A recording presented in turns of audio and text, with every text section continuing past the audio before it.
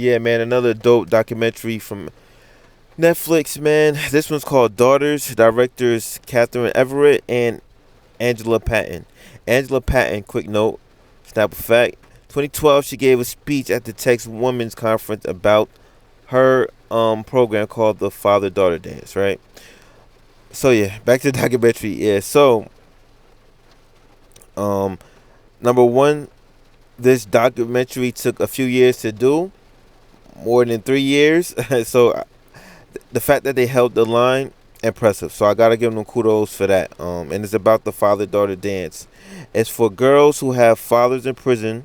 The purpose of this event was to establish how crucial a father-daughter relationship is to the development of womanhood.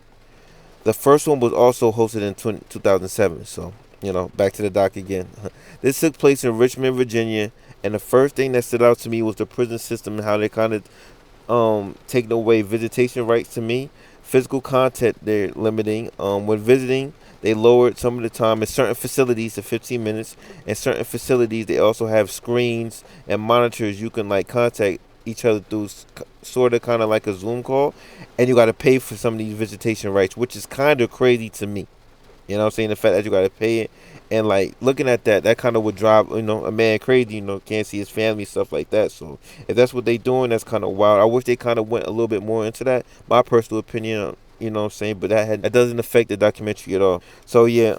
And that would mess up the relationship, of the fathers and with their daughter. It's about maybe, like, 10 fathers I think I've seen. But in the interview that I watched, though, they said they actually had 26, and they had to, they are incarcerated, so other responsibilities they had to get to. Focus wasn't being on Netflix or being in a documentary, so I think it might have dropped down to, I think, 10 or 6. So yeah, but I'm not gonna lie, this documentary, it's a tearjerker. And it's this little girl named Aubrey, man. They showed her that they were showing it.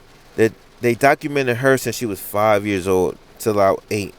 And she is so smart, it's like crazy, man. She was getting certificates, and she put them like on her wall to the point she didn't have any more space on her wall. And I thought that was dope. So shout out to Aubrey, man. Hope she's a rocket scientist or a chemist or something in the future. So for the fathers, they had to complete a 10-week coaching program to attend, which I think is valid. Also, from what the documentary showed, the guy that was coaching them, name was Chad. He was doing a very good job. He mentioned that it would be a roller coaster of emotions from when they see their daughter from the time that they leave. You know what I'm saying? And later, I'll explain, why that was good advice that he told them. They didn't really go into like everything he was saying. I wish they indulged in that a little bit more too. But that's he said he was real dope, man. Shout out to him too. Also, one thing that hit me was seeing and hearing the raw emotions of some of their daughters and how they were speaking to and about their fathers. It reinforces why fathers are needed in their lives. That's what I got from it. From the father's side, some of them haven't seen their daughters in a long time, some even years. So when the day of the dance, bro, I'm not gonna lie to you, it almost broke me down, man. Just to see black fathers and daughters show genuine, pure love, but the reality of what's happening was like a tornado of emotions for me. The one that got me was the guy with the daughter and his niece that he said he raised like a daughter, man. Seeing him break down, I'm like, damn, man. It was a feeling that that was crazy, you know what I'm saying? It was a roller coaster. I'm like, damn. You know what I'm saying? My eyes started glazing up. But the hard part is like watching them when they had to leave. They had to make promises to their daughter that they're gonna commit to the program. So seeing that raw emotion when you see it, man, it hurt to see.